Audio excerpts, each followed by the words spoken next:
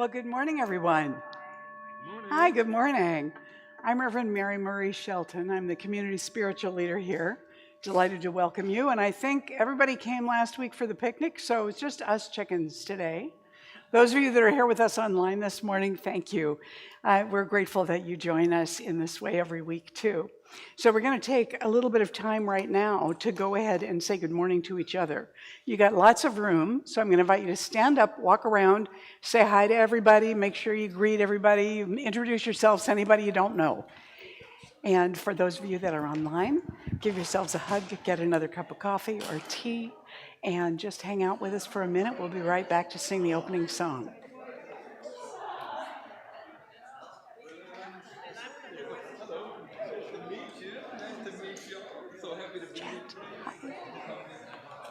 Good morning. What it was about Thanksgiving is I'm going to be traveling in the fall a lot, and I thought if I don't say it now, you might not. Yeah. Thank you. I'm glad. I'm really glad.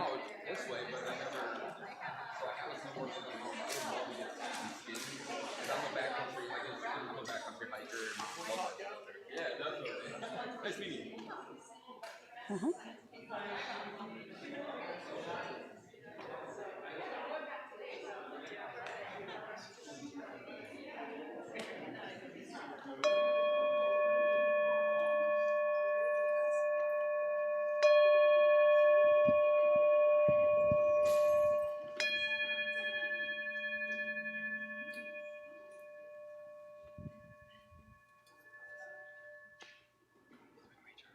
All right. It's like people are on summer vacation. Yes, that's okay, but I might ask you to move up so that I don't feel like I'm talking to the cavern. So come on and be a little bit closer. That's great. Thank you. I appreciate that so much. So today, it says in your bulletin that we have Anton Miserak and Laura Berryhill, but it didn't turn out that they could be here, so they sent some friends from Mount Shasta who often sing with them to do music for us this morning. So we have Living in Love, the musical and spiritual union of Mitchell Miller and Alyssa Narum. Their paths aligned in Mount Shasta and united by their shared devotion to music, spirituality, and the influence of yogic traditions. Their mission is to uplift, unite, and glorify the Creator, rooted in their guiding intention to live in love. So they're called Living in Love. They've been a part of the CSL community for several years, and they're honored to participate in its great message of love. And this morning, they're choosing to sing Karen Drucker and Reverend Carol's song, Stand.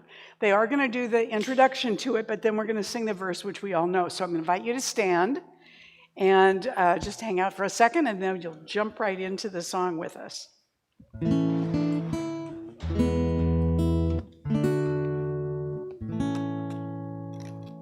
For years I would talk about how I wanted to change the world, but I always left it up for someone else to do. But then I finally realized that I needed to take a stand, that by changing my thinking I can change my life. And that's how I could change the world. So let there be peace. I am a stand for peace. Let there be love. I am a stand for love. Let there be joy. I am a stand for joy. We are making a new world now. Let there be peace. I am a stand for peace. Let there be love. I am a stand for love. Let there be joy. I am a stand for joy. We are making a new world now. Let there be peace. I am a stand for peace. Let there be love. I am a stand for love. Let there be joy. I am a stand for joy. We are making a new world now. Let there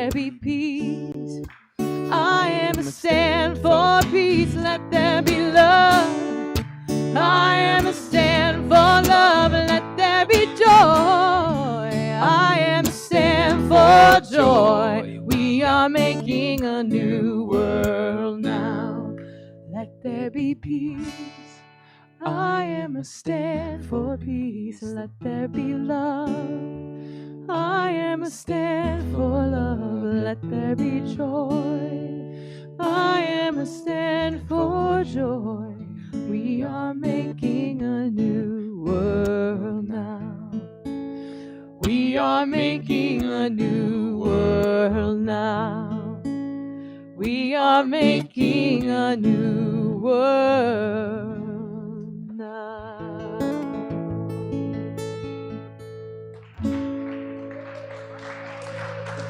Seated.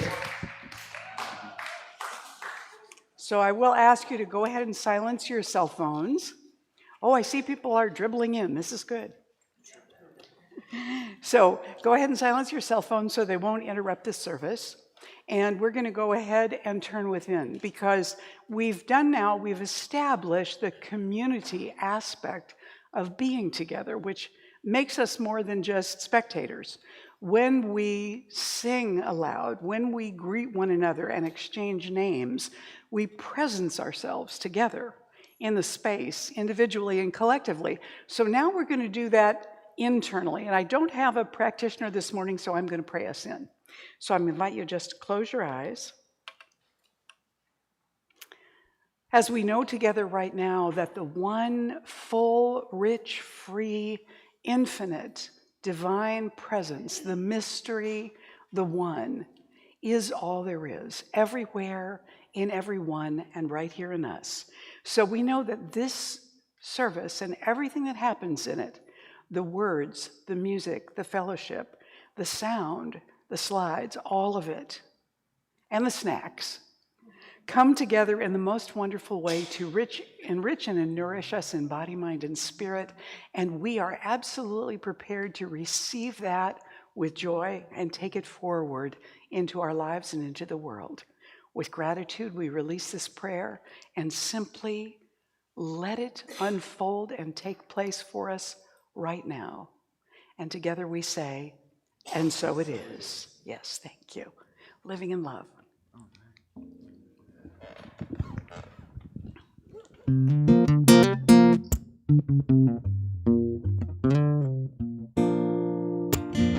Rise and shine, a brand new day is here for you.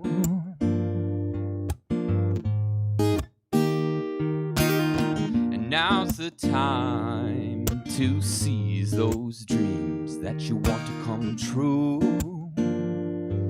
Yeah, 'cause you've got the power to bloom like a flower.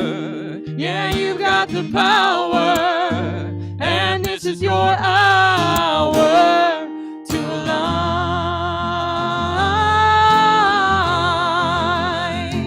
and shine.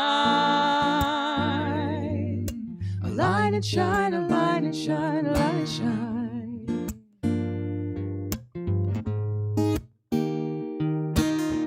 Rise and shine. Well, it's time to wake and up your spirit. Yeah. So we gather here together as a community, and oh, you know that I can feel it. Yeah, open hearts. 'Cause you've got the power to bloom like a flower. Yeah, you've got the power, and this is your hour to align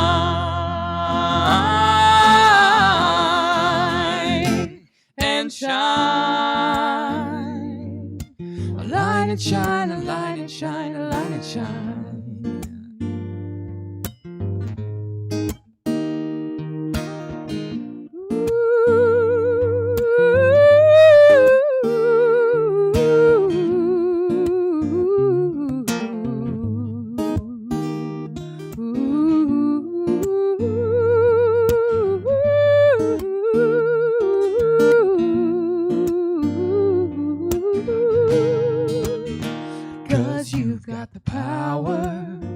To bloom like a flower. Yeah, you've got the power, and this is your hour to align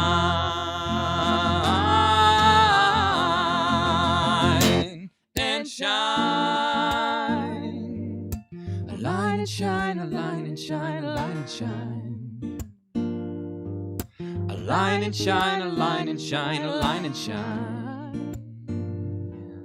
Align and shine, align and shine, align and shine. Align and shine, align and shine, align and shine.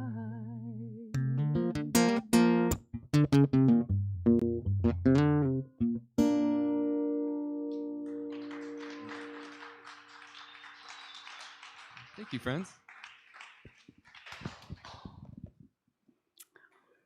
Thank you, Alyssa and Mitchell. That was great. So we've been looking this month at connecting with freedom. And I've talked about outer freedom and inner freedom. And I want to talk this morning a little bit about the freedom over our own lives. And so this morning, I'm talking about the power that we have. There's a power in your hand. We have sufficient power already within us. Why?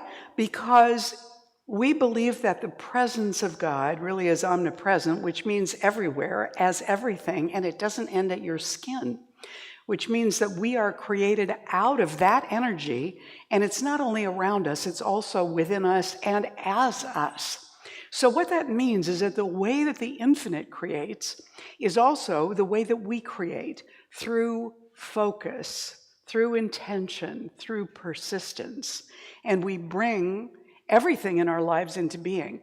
The quirky thing about this is that we don't have to know that that's the case for that to be happening. We don't have to agree with it. We don't even have to intentionally act with it. It's going to be acting all the time anyway, because that infinite creative law that operates as God also operates in us, which means that what we're focused on, what we come back to again and again, what becomes our habit of thinking and feeling becomes our life in some sense, and we then have created that without even realizing it most of the time. And so we tend to think that we don't have the juice to do what we need to do. This little story that I'm going to tell you, I'm going to apologize to the fellas in advance for it.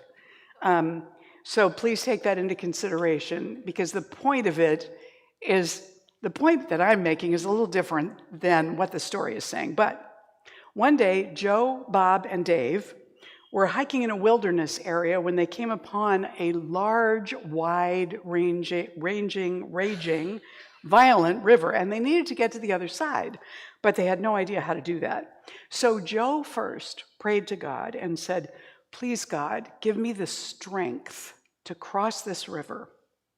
And poof, immediately, Joe had big arms and legs, strong legs, and he was able to swim across the river. It took him about 2 hours, and he nearly drowned several times, but he made it to the other side.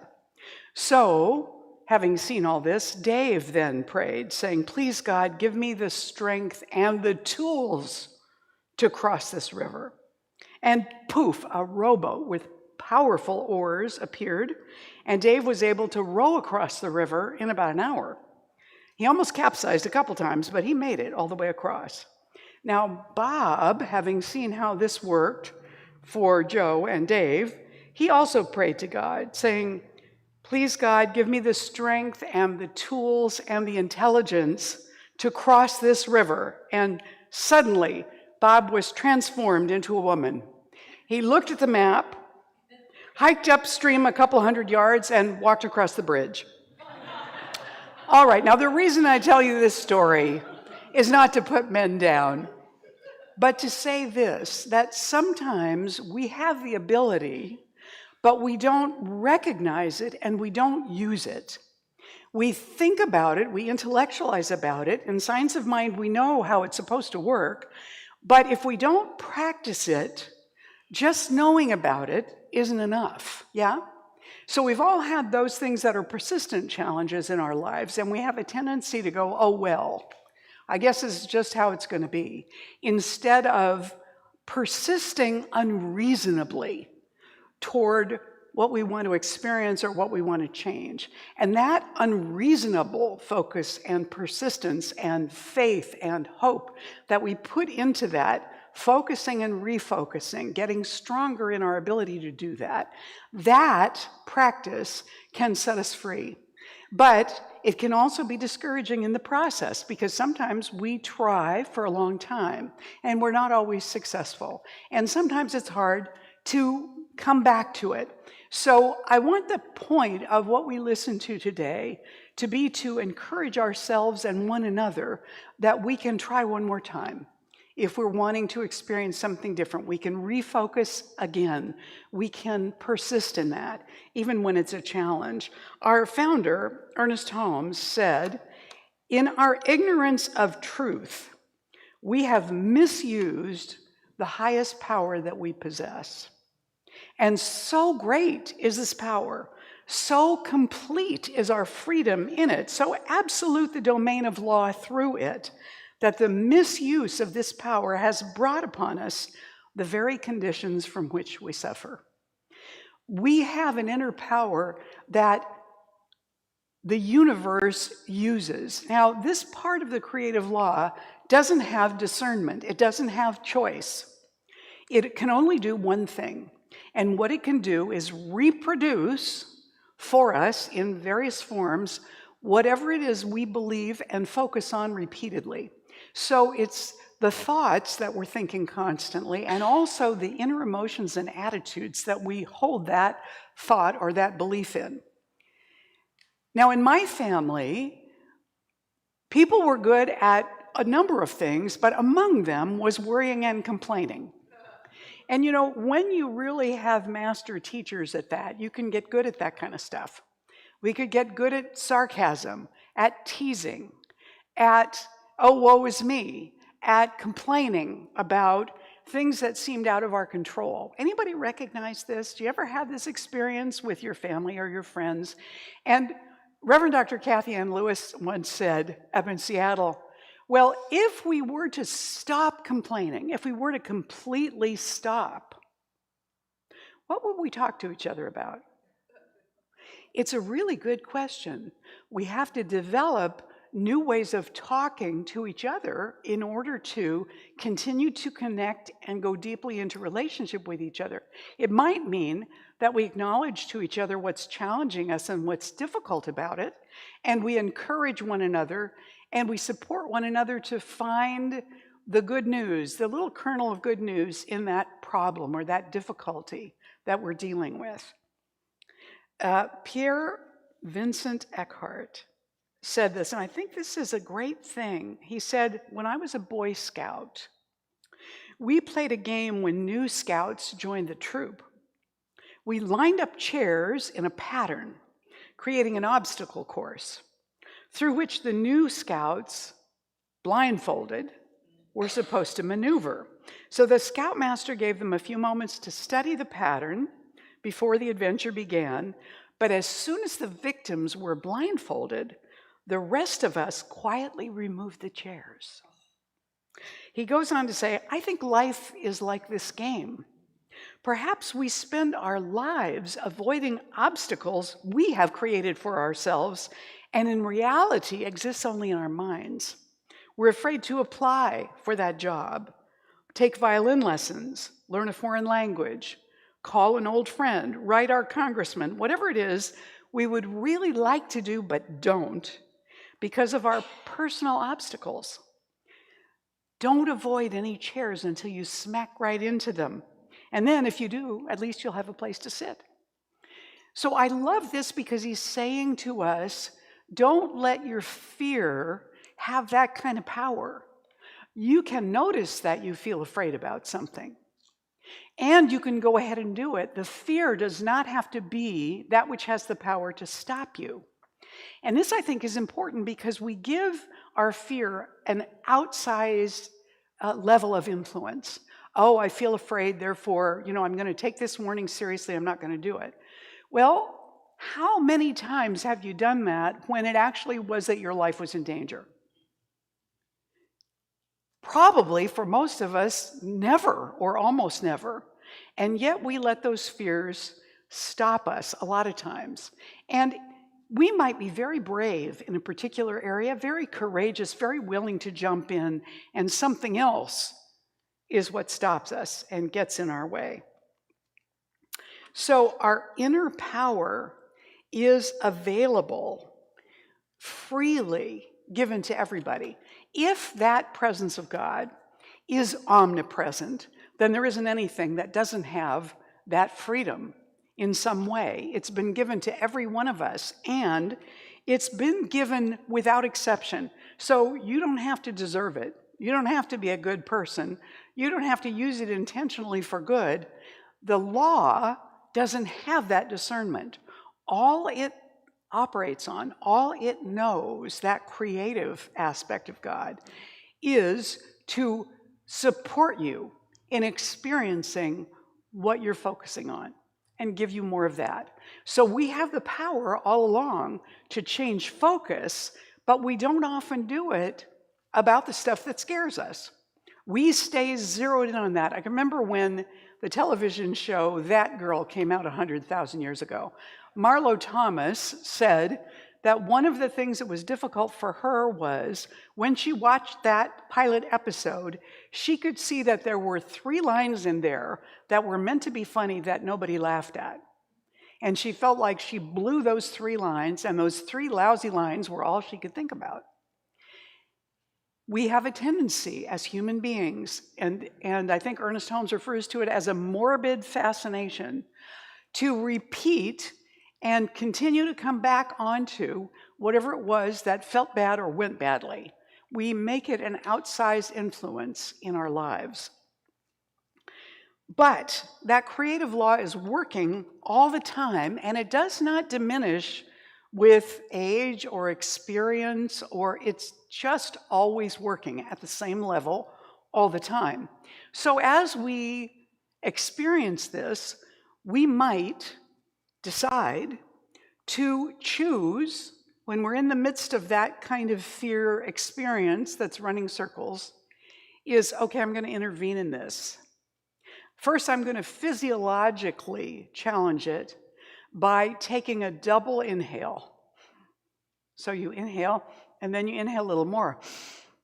Because what happens when we start to get anxious is we produce more carbon dioxide and more cortisol in our systems, and it happens automatically. So what we want to do is intervene in that. When we take the first inhale, that's normal, but the second one begins to take more oxygen in, and then we do a long, slow exhale, which means we let out a lot more of that excess carbon dioxide.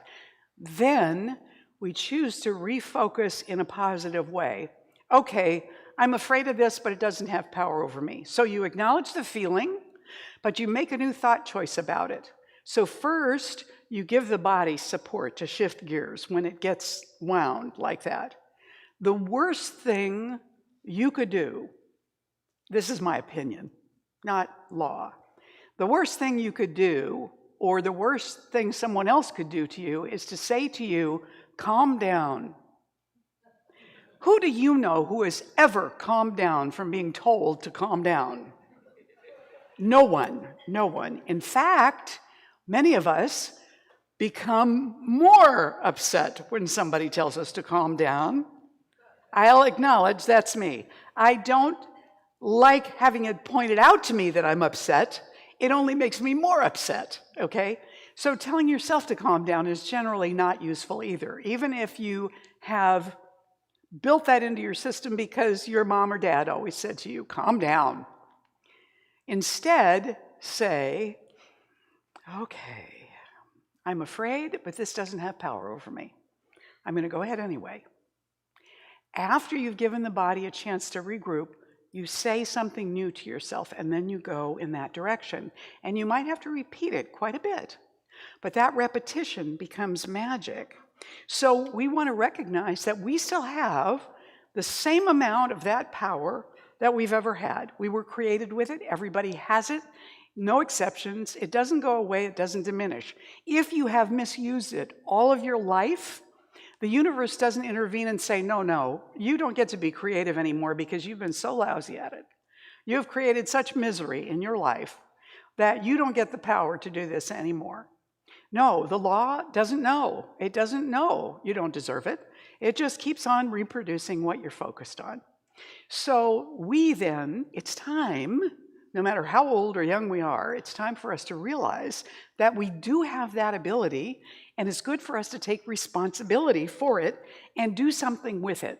So some years ago, I heard this song. Actually, I probably heard it quite a bit later than it was written. I mentioned it last week. Reverend Dr. Michael Gott, who is the Unity minister in Houston now, used to be the music director, before he was ever a practitioner or a minister, he used to be the music director at the Dallas church with Reverend Dr. Petro Weldes. And I suppose maybe when she hired him, she didn't know that he had an addiction to alcohol. And so at a certain point, he went to her and he confessed to her what was going on, and he asked for her help. And she worked with him in a Science of Mind way to support him, as well as having him go to 12-step and all that.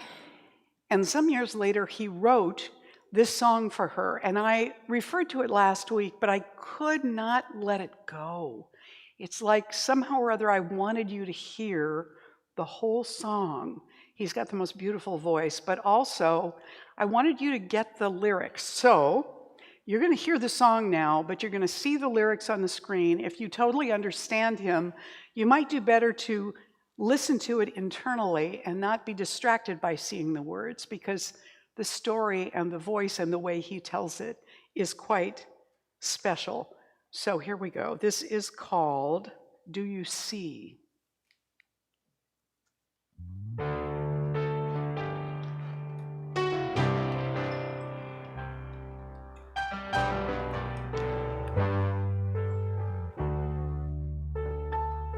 Have you ever found yourself lost and set adrift, wandering through your life with no direction?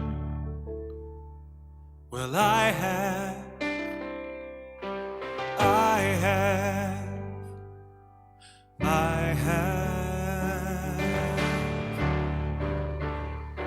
And in this time when you were lost, did you ever find the strength to reach out to somebody who could help you? Well, I have, thank God I have.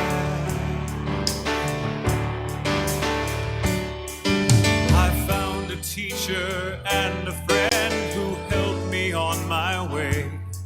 She lifted me into the light, and gently she would say, do you see, you are more than you believe yourself to be?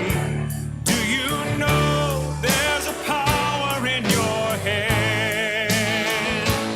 There is nothing in this world to keep you from your destiny. You are not blind, you are not bound, no, you are free.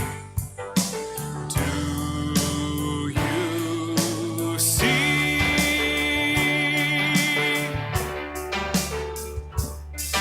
Have you ever known the joy of returning to yourself, awakening to life after the darkness? I have.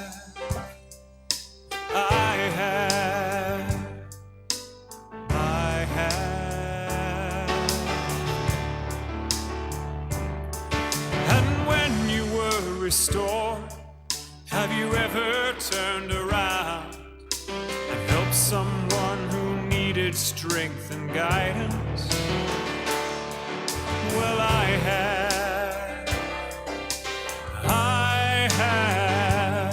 Yes, I have.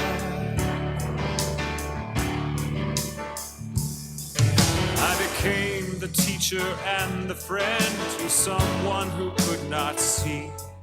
I have passed along the light and love my teacher gave to me. And I said, do you see? You are more than you believe yourself to be. Do you know there's a power in your hand? And there is nothing in this world to keep you from your destiny. You are not blind, you are not bound, no, you are free. Do you see?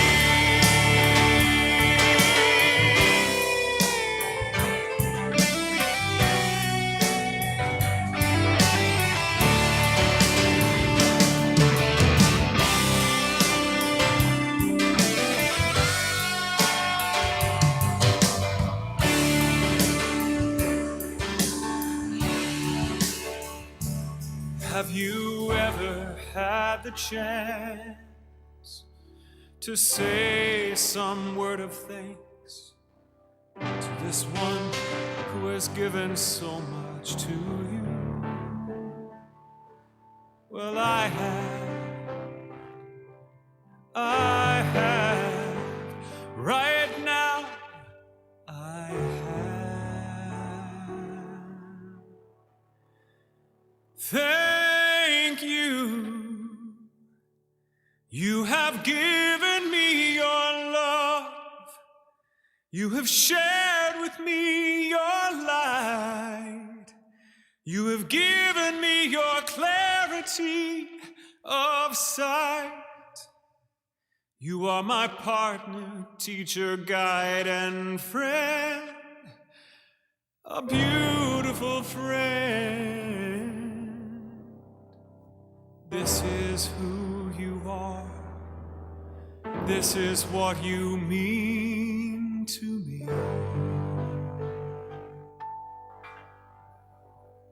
Do you see?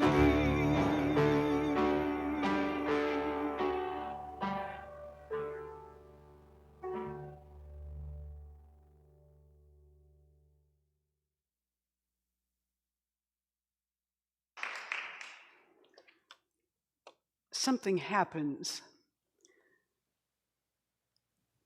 when we take a courageous step. And it doesn't matter if we need support and help to do it. In fact, that can strengthen and empower that step that we need to take. Having that support, that energy.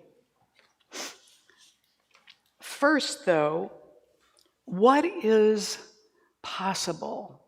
You know, what we engage in is limited by what we believe is possible for us. And very often, we've just made a simple, seems like a logical decision. We've accepted our limitation in some area, and when it comes up, we let people know that that's not what we're good at, which, of course, according to the law, reinforces it over and over and over again inside ourselves. Not that we necessarily are not good at or couldn't do that thing, just that our belief has built layer upon layer upon layer of identification with that in front of us. There's a story in the Gospel of Matthew about seek and you shall find, ask and it will be given, knock and the door will be opened. But in the book of Matthew, that's kind of all it is, that little bit saying, you know, do this and you'll get what you've asked for. In the book of Luke, he looped something else into this. Now, I don't know if he made it up, if he took it from some other story. I don't know what he did, because Luke, you know, was a Greek physician. He never actually knew Jesus. He was a follower of St. Paul, who also never actually knew Jesus. But anyway, so in the book of Luke, it goes this way. Then Jesus said to them, suppose you have a friend, and you go to him at midnight and say, friend, lend me 3 loaves of bread. A friend of mine on a journey has come to me, and I have no food to offer him. Now, Matthew starts off that way too. Here's the thing, in the Middle East, when a guest comes, the first thing you're supposed to do as a polite host is to give them food. So this friend shows up at his place in the late night. He's got to go get some food because his house is empty. So he says, and suppose the one inside answers, "Don't bother me. The door is already locked and my children and I are in bed. I can't get up and give you anything." Jesus goes on to say, "I tell you, even though he will not get up and give you the bread because of friendship, yet because of your shameless audacity, he will surely get up and give you as much as you need." And then he says, "So I say to you, ask and it will be given to you. Seek and you will find. Knock and the door will be open to you. For everyone who asks receives. The one who seeks finds. And to the one who knocks, the door will be opened." But you see, he has made a prerequisite before that. And the prerequisite is persist. Because of your shameless audacity, not just your shameless audacity in asking the first time, but in persisting in asking. You are not going away at midnight. You are becoming a burr under this guy's saddle. And to get rid of you, he will come down and give you what you need. Essentially, he's offered this wonderful suggestion that in order to receive what it is that you want, it's important you be willing to persist. Not because creative law is reluctant, although your neighbor might be, but because we need to persist to build up our confidence in our desire to experience that, our confidence in the recognition that our audacity will bring a result, and our willingness to look like a fool, if we need to, in order to persist. I always come back to the idea of Thomas Edison. Tesla said that Thomas Edison's method was the least efficient method of figuring something out he had ever seen.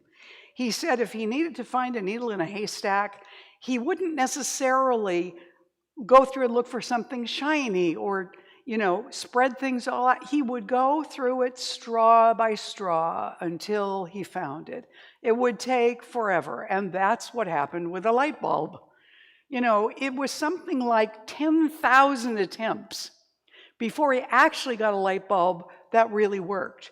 He was willing to keep going forever until something would finally work. He was never discouraged, or I guess if he was, he just got up and did it again anyway. Somebody asked him once if he didn't feel, embarrassed or discouraged because he tried so many times and failed so many times, and he said, no, I haven't failed. I have successfully established 9,000 ways that don't work. He finally found the one that did because of his shameless audacity. I've said this before. I would think nowadays people would say to him, "Oh, Tom, you need a 12-step group. This is never going to work. This is ridiculous. Let it go. Get over it." And so we have friends that tell us that, right? Just give up on that. Do something else. This is never going to work. But no, he persisted. Santosh Babu, and I don't know who this is, but it comes from something called The Power of Belief, said this. You ever heard the story of the 4-minute mile? For years, people believed that it is impossible for a human being to run a mile in less than 4 minutes until Roger Bannister proved that wrong in 1954.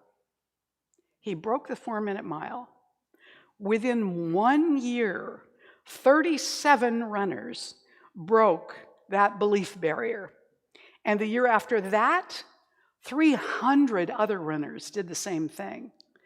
Now, the way that Roger Bannister talked himself into that was they're measuring speed in like tenths or hundredths of a second, right? He's thinking, why couldn't I run a tenth of a second faster? If I could run 4 minutes, why couldn't I run a tenth of a second faster? I wouldn't even know the difference. So he began to think it was reasonable to assume he could run a tenth of a second faster. And after that, he broke the 4-minute mile. And once he did it, and people saw that it could be done, then more and more of them started to do it. This is how shifts like that happen. Then he goes on to say, what happens if you put an animal in a pond? Any animal, big or small, will swim its way through, even if it never has before. He said, what happens when someone who does not know how to swim falls into deep waters? They drown. If an animal who has not learned to swim could escape by swimming, why not them? Because they believed they would drown. The animal didn't. He goes on to say, there's no other more powerful directing force in human behavior than belief. Your beliefs have the power to create and destroy.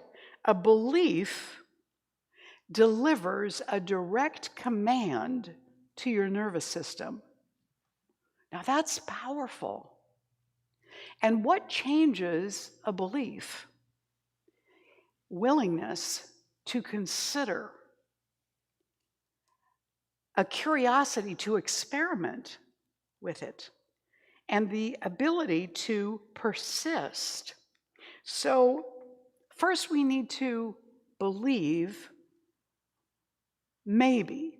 Secondly, we need to seek a way through. We need to seek maybe support of somebody else, another answer, another way of doing it. Ernest Holmes says this, and this is important to us, I think. He says, because the will, meaning willpower, is directive, not a creative force, you should use will to keep your mind and thoughts focused. Do not use will in an attempt to force things to happen.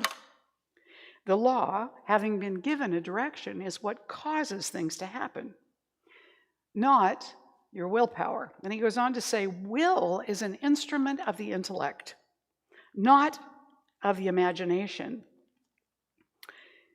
Use your will in making decisions and your feeling and imagination in bringing power into them. Remember that when imagination and will are in conflict, imagination invariably wins. This is because emotion strikes deeper in the well springs of being than does the intellect. So, in other words, imagine how we want it to be and keep the will, have its job be to come back to that imagination, to embellish it, to advance on it, to allow it to flow freely and wildly and see what shows up. Keep the mind coming back to that imagination over and over again, to that focus.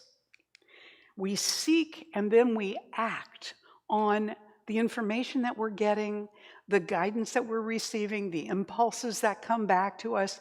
We go ahead and take action based on that, based on the advice, based on the information we find, based on how we're targeting our imagination, and we persist. So when we do that, when we decide to give it a shot, when we decide to look for supporting information or help that allows us to lean into that imagination, when we act upon that then, and we persist at that and expect to be bad at it at the beginning. You know, the first time we try something, the first time we take a run at it, you know, did you ever fall off a bike? Ever skin your knee when you were in roller skates? Ever have trouble learning how to tie a shoe? Now, maybe those of you that grew up with Velcro shoes, that won't matter, but, or ever spit your gum across the room trying to learn how to blow a bubble? The first few times that we try, we're not necessarily really great at that, or it might take 1,000 tries to get really good at it. Holmes goes on to say in How to Use the Science of Mind, the only willpower to be used in the process, if it could be called willpower, is a determination to keep the thought clear, to think about what ought to happen rather than what ought not to happen, and to be actively aware of harmony rather than discord, to believe that good will always overcome evil as light dissipates darkness. He doesn't say that it's easy. It's simple, but it's not necessarily easy. And I came across this story yesterday, and I wanted to share it with you because what it says is that every time we make an attempt, that counts, even if it doesn't work. It still counts. The desire, the intention, the attempt matters. A woman walked into the tattoo parlor at 4 p.m., no appointment, asked if I could squeeze her in. "What do you want?" I asked. She showed me a photo on her phone. Numbers, just numbers. 392 on my wrist, simple, black. "Can you do it now?" I looked at her. She'd been crying, eyes red, hands shaking.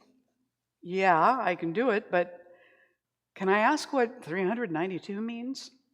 She sat down in my chair, took a breath. "It's a number of days my daughter stayed clean before she overdosed. I found her yesterday. I want to remember that she tried, that 392 days mattered." I didn't know what to say. Nodded, started setting up. She kept talking. She needed to. Everyone's going to say she relapsed, that she failed, that addicts relapse. But they won't say she was sober for 392 days, that she went to meetings, got a job, started painting again, that she was my daughter again for 392 days. This tattoo is proof those days existed, that she fought, that she almost made it. I finished the tattoo. Simple numbers, 392 on her wrist, where she could see it every day. She paid, tipped way too much, started to leave and then turned back. "Can I ask you something weird?"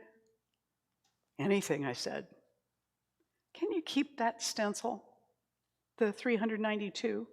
And if anyone ever comes in here struggling with addiction or losing someone to addiction, can you offer to do this tattoo free?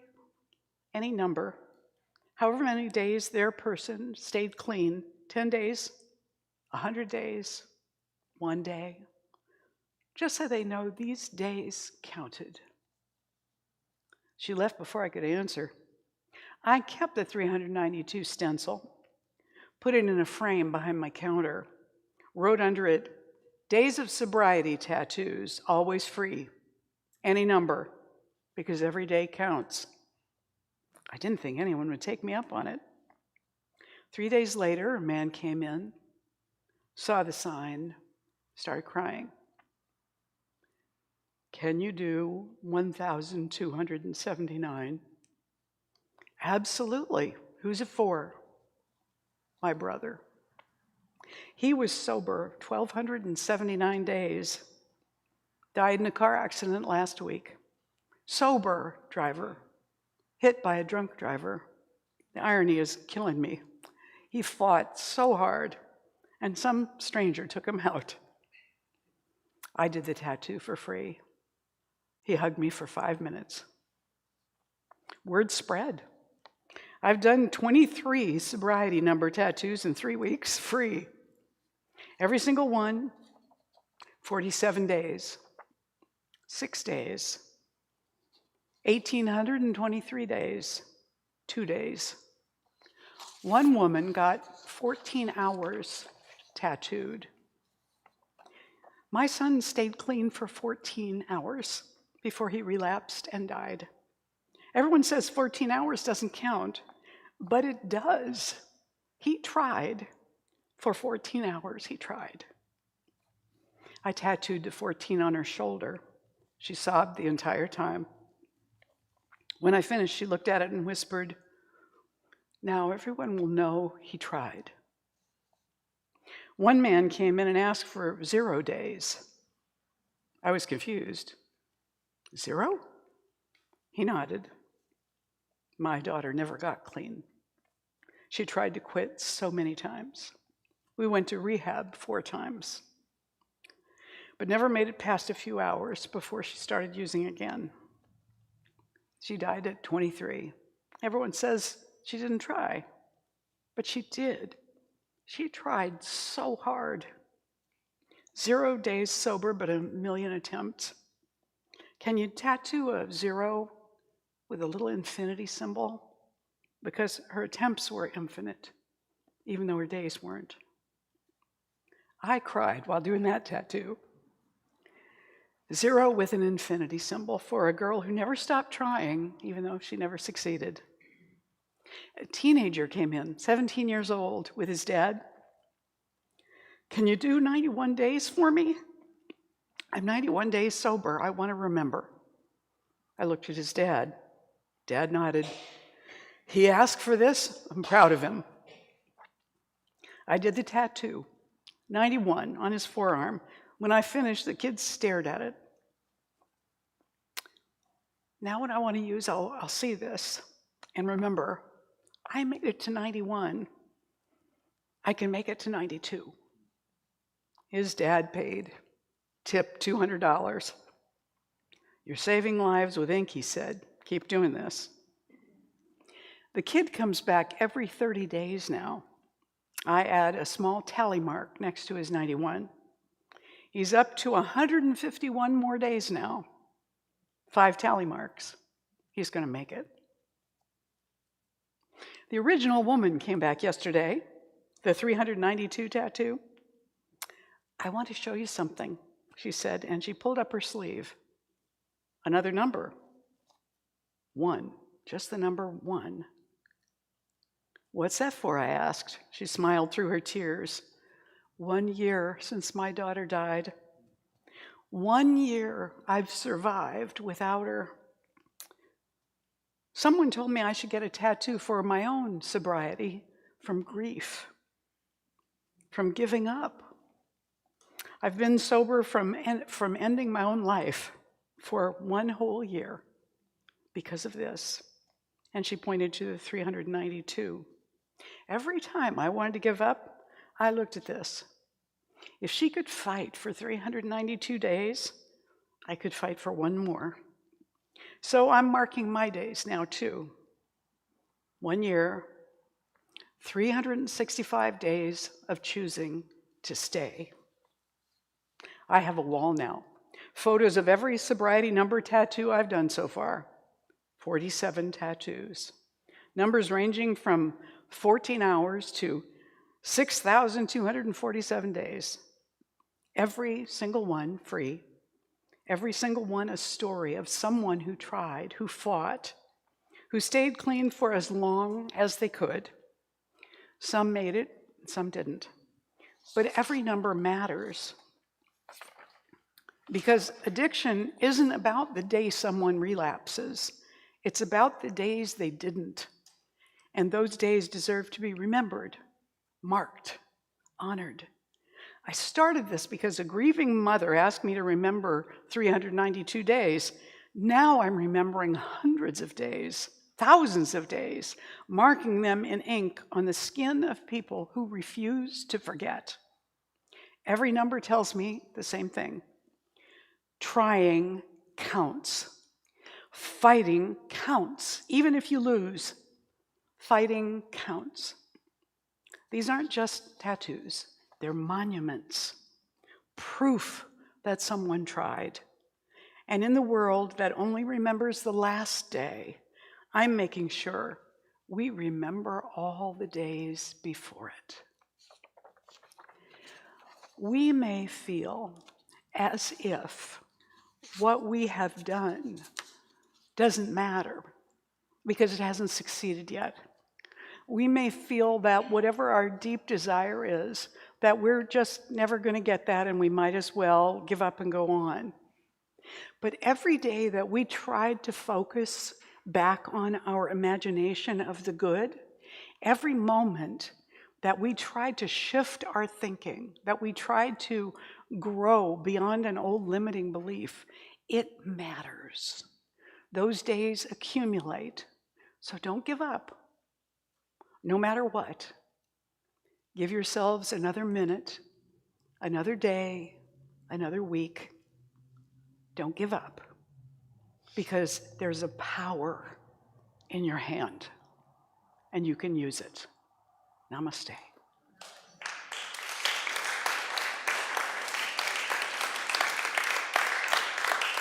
Let's take a moment to anchor this within. So as we turn within right now, we recognize that the presence and the power of God is everywhere, and that is in us too. We surrender to that larger power of knowing, of strength, of confidence and wisdom. We surrender into it and do the very best that we can, even in the areas that we have historically said we're no good at. We allow the divine presence that is the essence of who we are to take the lead for another breath, for another moment, for another day. And we recognize that this one within us is more powerful than any lack, than any number of failures, than any disappointment. We lean into that one and all the support we can gather around it, and we step forward claiming a new, a better, a more delighted, a more joyful life for ourselves. We lean into it with love. We breathe into it with gratitude. We let this prayer go into the law, into the power that does the work, and we keep our focus ahead and above. And together we say, and so it is. Please stand and join me for the morning affirmation. And we say this together. I'm grateful for the reminder of the power within me. My consciousness is my use of God consciousness. One with God is a majority. I claim my good now with gratitude. I have the power to change if I choose. I choose happiness, and so it is. You may be seated. Would the ushers come forward? As we come into this sacred giving time, if those of you that are online with us have considered making a contribution to Golden Gate Center for Spiritual Living, I encourage you to do it now. And you can do that by texting the dollar amount you want to give to the number on the screen, any dollar amount, and then just follow the directions. We're going to bless that offering this morning, and we're going to bless all of the offerings in this room today and all that Golden Gate has received over the past week in financial donations, in prayer, in service, and also we want to bless ourselves, because every one of us is also a part of the gift. So I'm going to invite you to put your hands over your heart with your gift if you're giving one today, and we're going to give this offering blessing together. This gift I give is God in action. I now send it forth to bless and to prosper. I know that everywhere it goes, it is creating a world living in love, one heart and one thought at a time. And so it is. Go ahead. Yes.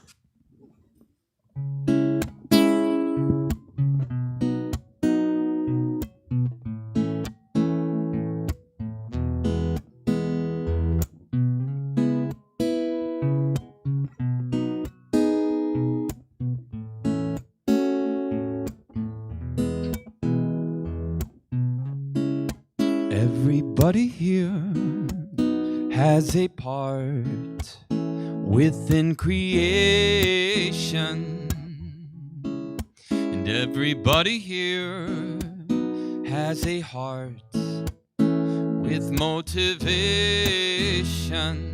Yeah. So which way will you go, and will you choose to grow to higher realization? For the choice is yours to open up the doors to live within salvation. Worry not, my fellow friend,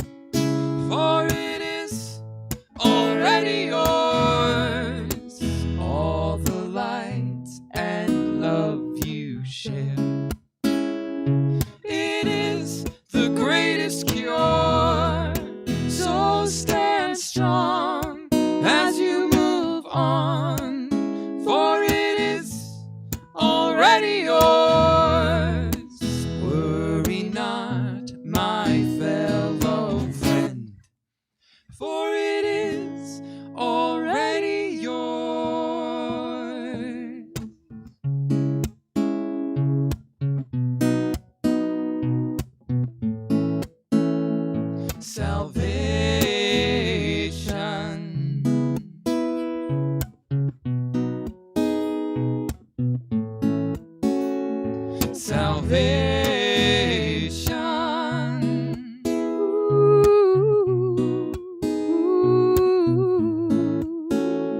Salvation.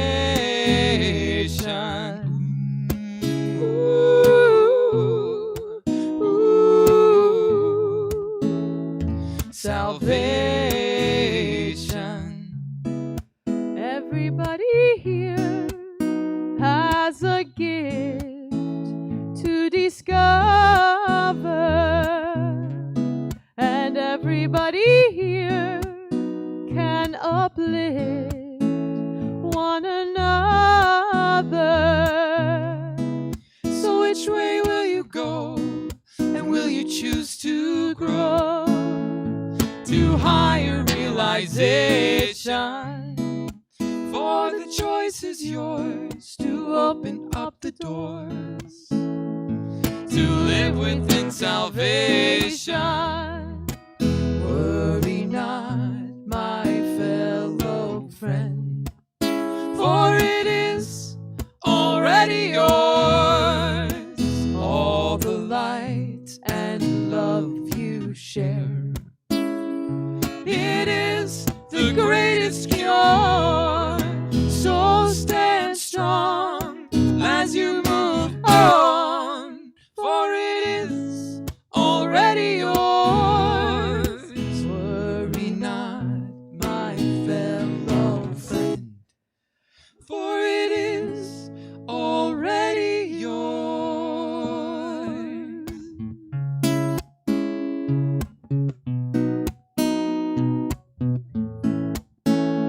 Salvation.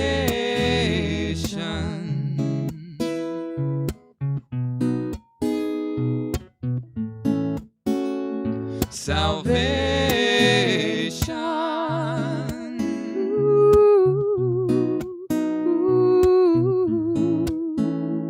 Salvation.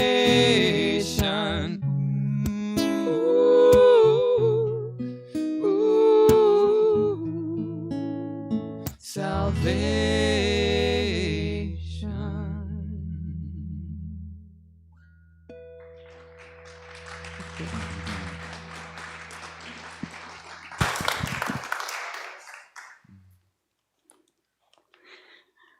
So, on behalf of Golden Gate Center for Spiritual Living, we bless this offering and send it out into the world as encouragement to try again for every one of us. And so it is. If you are here with us for the very first time, I want to draw your attention to the table behind this section. We have all kinds of little things back there that you're welcome to pick up and take, handouts and affirmation cards.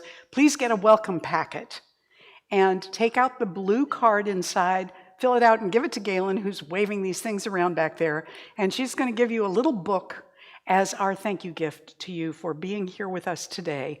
It's also secretly kind of your invitation to come back. So we hope that whenever you see it, it will remind you to try again and maybe come back and be with us another time.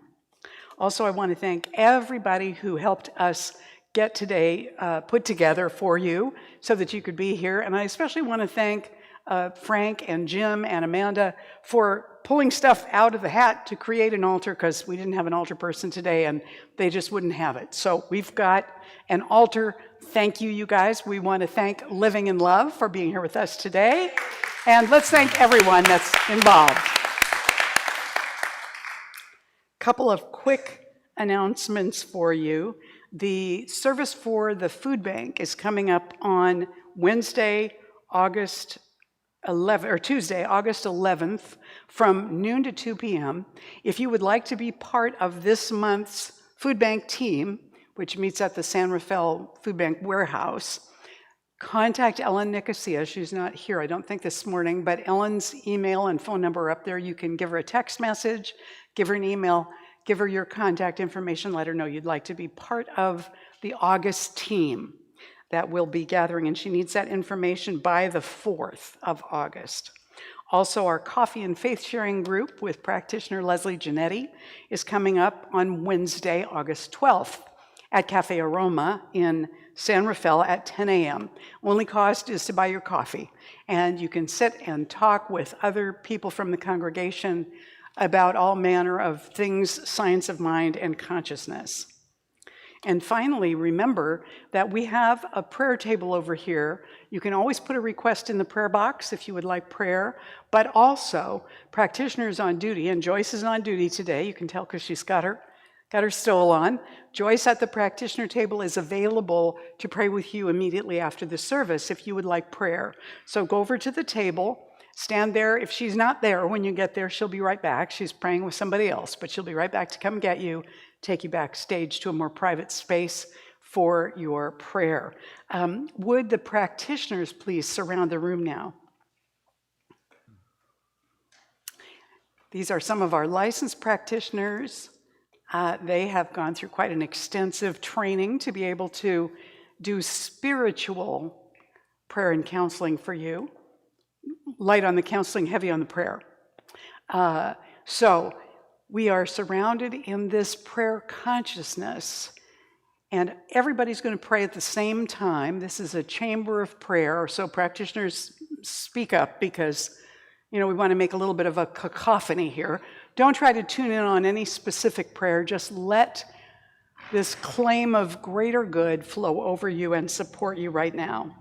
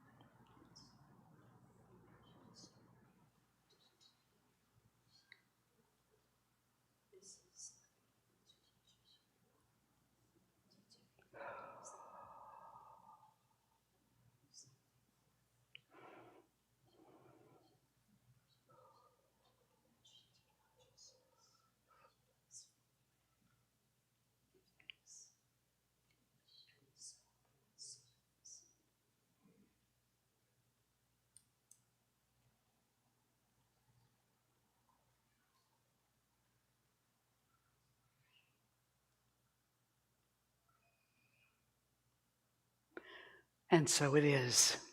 Please stand and join us for the closing blessing and song. So we prepare to say together, and you can take hands if you want to. You are not required to do that. As we say this together. I now walk so that whoever walks beside me dwells in the presence of God, and whoever places a hand in mine is lifted, and whoever thinks of me is illumined with God consciousness. For Spirit and all people and I are one eternally. And so it is. This one we used to sing every single week. Thank you so much for having us. It's been a joy and an honor to sing for you. May peace be with you. Yes. Let there be peace on earth, and let it begin with me. Let there be peace on earth, the peace that was meant to be, with God as creator. Family all are we. Let us walk with each other in perfect harmony. Let begin with me. Let this be the moment now. With every step I take, let this be my joyous vow. To take each moment and live each moment in peace eternal.